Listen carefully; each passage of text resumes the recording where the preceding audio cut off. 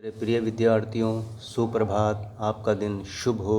इसी के साथ मैं शुरू करता हूँ आज की हिंदी की आपकी 10वीं कक्षा की वर्कशीट नंबर है आपकी 40। कार्यपत्रक आपका 40 है। तारीख है 5/10/2020 और पाठ हमें पढ़ना है मानवीय करुणा की दिव्य चमक, जिसको लिखा है सर्वेश्वर दयाल सक्सेना ने। पिछली वर्कशीट में भी हमने पढ़ा था सर्वेश्वर दयाल सक्सेना को। तो पिछली वर्कशीट में हमने पढ़ा था कि लेखक और फादर कामिल बुल्के के बीच के गहरे संबंधों को, और उन्होंने बताया भी था कि फादर कामिल बुल्के किस तरह के व्यक्तित्व के थे, किस तरह के व्यक्ति थे, कितना प्रेम उनमें था। विदेशी होने के बावजूद उन्होंने भारत की भूमि को चुना और जीवन पर्यंत भारत भूमि की सेवा की, हिंदी मातृभाषा की सेवा की, और वो चाहते भी यही थे। तो आज भी हम फादर कामिल बुल्के के बारे में थोड़ा सा और गहराई से जानेंगे, उनके विचार जानेंगे, लेखक के बारे में जानेंगे कि उनका क्या सोचना है फादर कामिल बुल्के के बारे में। तो आइए शुरू करते हैं हम ये गद्यांश। फादर बुल्के संकल्प से सन्यासी थे। कभी कभी लगता वह मन से सन्यासी नहीं थे।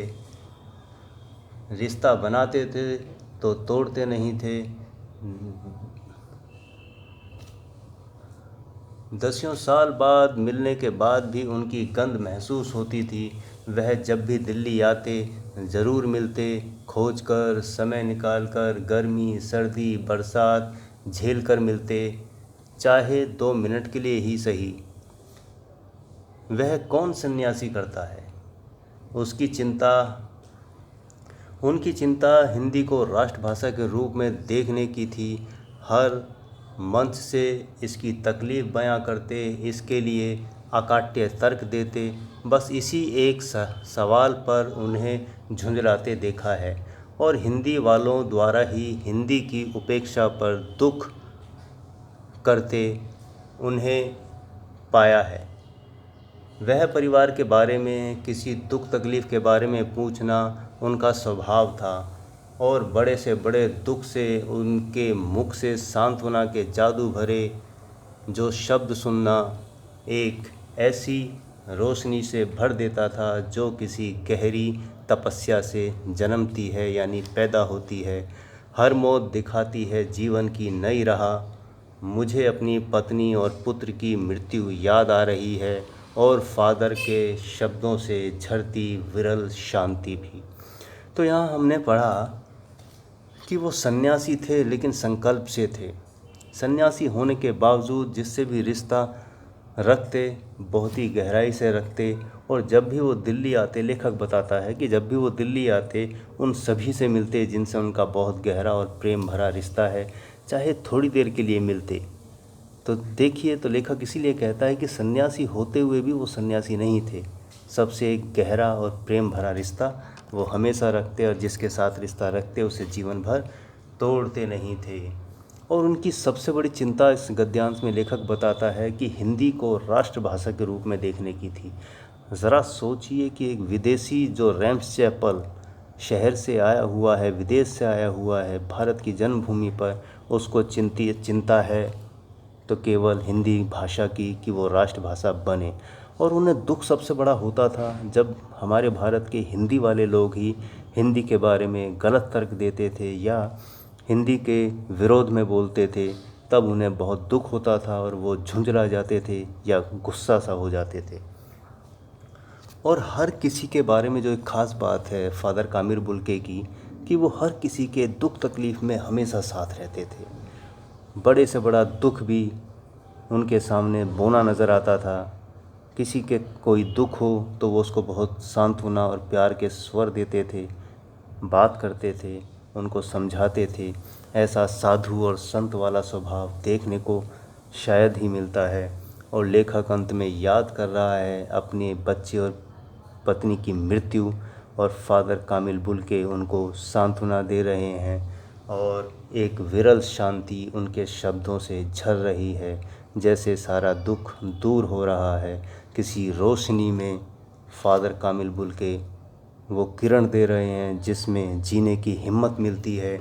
इसलिए कहा है लेखक ने कि हर मौत दिखाती है जीवन की नई राह, क्योंकि जीवन कभी ख़त्म नहीं होता। मृत्यु होती है, दुनिया चलती है, रुकता कुछ भी नहीं है। तो हर मुसीबत भी आपको एक सीख देती है, अनुभव देती है आगे बढ़ने का। मृत्यु केवल रुकने का नाम नहीं है, जीवन कहीं उससे आगे है, लेखक यही कहना चाहता है। तो अकाट्य का मतलब है वो तर्क जिसे काटा ना जा सके, और विरल होता है बहुत कम, यानी विरले लोग ही मिलते हैं, यानी बहुत कम लोग मिलते हैं। तो हमने गद्यांश को समझ लिया है, फादर कामिल बुल्के के विषय में समझ लिया है, लेखक के विषय में समझ लिया है। तो आइए बढ़ते हैं प्रश्न उत्तर की तरफ। तो हमारा पहला प्रश्न आपकी स्क्रीन पर है, आइए देख लेते हैं कि लेखक को ऐसा क्यों लगता है कि फादर मन से सन्यासी नहीं थे। तो आइए इसका उत्तर देख लेते हैं। उत्तर आपकी स्क्रीन पर है, नज़र आ रहा है आपको उत्तर आपकी स्क्रीन पर। लेखक को ऐसा क्यों लगता है कि फादर मन से सन्यासी नहीं थे। उत्तर इसका है, लेखक को कई बार ऐसा लगता था कि फादर मन से सन्यासी नहीं थे। इसका कारण यह था कि फादर यदि किसी से रिश्ता निभाते थे, बनाते थे, तो उसे किसी भी हालत में तोड़ नहीं पाते, बल्कि वे अपने रिश्तों को अंत तक निभाते थे। तो फादर कामिल बुल्के की ये एक ख़ास बात थी जिसमें वो हमेशा रिश्तों को अहमियत देते थे, सन्यासी होते हुए भी, जबकि सन्यासी का किसी से कोई लेना देना नहीं होता है। तो ऐसी खासियत और ख़ास बात फादर कामिल बुल्के में थी। तो बढ़ते हैं दूसरे प्रश्न की तरफ। तो दूसरा प्रश्न हमारा स्क्रीन पर है कि लेखक फादर जब भी दिल्ली आते तो क्या करते थे। तो आइए इस प्रश्न का उत्तर हम देख लेते हैं कि फादर जब भी दिल्ली आते तो थे, लेकिन क्या करते थे। इसका उत्तर हमारी स्क्रीन पर है। फादर जब भी दिल्ली आते तो क्या करते थे। फादर जब भी दिल्ली आते समय निकाल कर, गर्मी, बरसात, सर्दी झेल कर अपनों से जाकर मिलते, चाहे 2 मिनट के लिए ही सही, मगर ज़रूर मिलते। इसलिए लेखक कहता है ऐसा कौन सन्यासी करता है, क्योंकि सन्यासी रिश्ते बनाता नहीं है। लेकिन फादर कामिल बुल्के अलग तरह के सन्यासी थे। सन्यासी होकर भी दुनियादार व्यक्ति थे, सभी से प्रेम और भाव और रिश्ता बनाकर चलते थे। इसलिए जब भी दिल्ली आते वो सब अपने संबंधियों से, यानी कि जिनसे रिश्ता था, उनसे ज़रूर मिलते, चाहे 2 मिनट के लिए ही सही। आइए बढ़ते हैं तीसरे प्रश्न की तरफ। हमारा तीसरा प्रश्न आपकी स्क्रीन पर है कि फादर की क्या चिंता थी। फादर की क्या चिंता थी, आइए इसका उत्तर देखते हैं हमारी स्क्रीन पर। स्क्रीन पर हमारे तीसरे प्रश्न का उत्तर है, जो फादर की चिंता थी वो फादर को हिंदी को राष्ट्रभाषा के रूप में देखने की सबसे बड़ी चिंता थी, क्योंकि उनका हिंदी प्रेम जग जाहिर था। हिंदी के पक्ष में वे हमेशा गंभीर तर्क देते, यानी अकाट्य तर्क देते, ऐसे ऐसे तर्क देते जिसको कोई काट नहीं सकता था। लेकिन अफसोस यही था उनको कि हिंदी वाले ही हिंदी की उपेक्षा यानी इग्नोर करते हैं। तो सबसे बड़ी चिंता फादर की हिंदी भाषा को लेकर थी कि भाषा, राष्ट्रभाषा हमारी हिंदी होनी चाहिए। तो ऐसे फादर कामिल बुल्के थे जो विदेशी होकर हिंदी की सेवा उन्होंने जीवन भर की।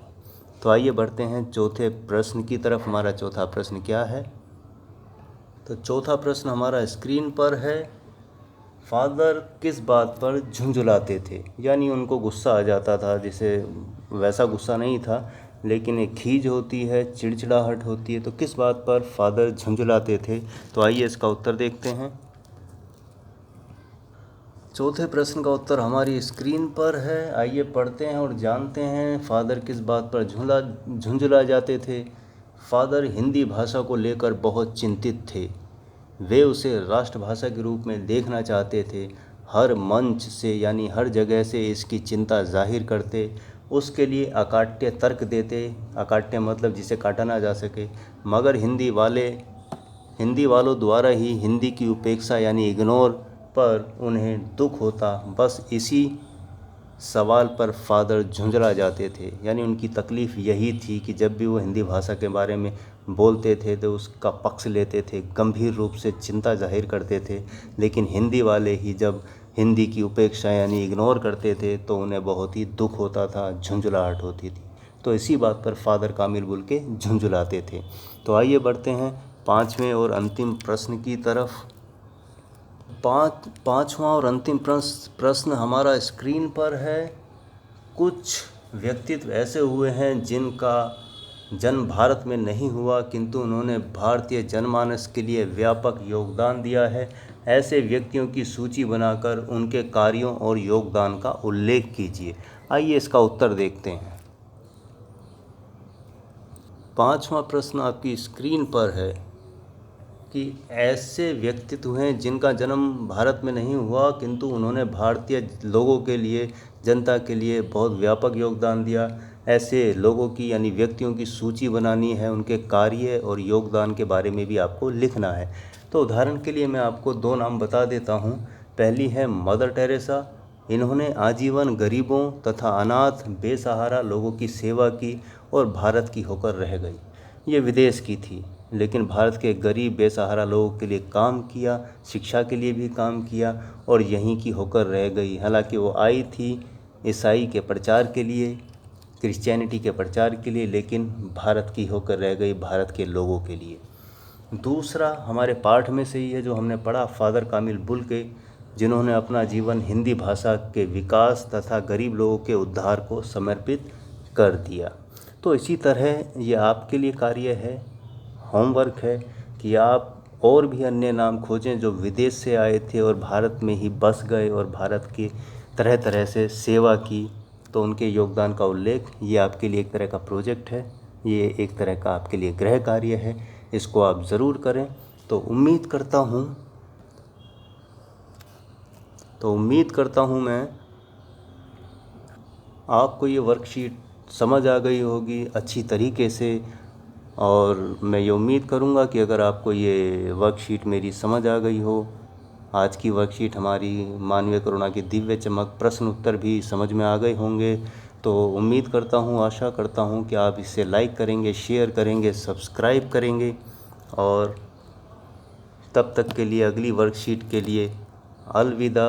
मिलते हैं अगली वर्कशीट पर फिर से इन्हीं कुछ खास बातों के साथ। तब तक के लिए अलविदा।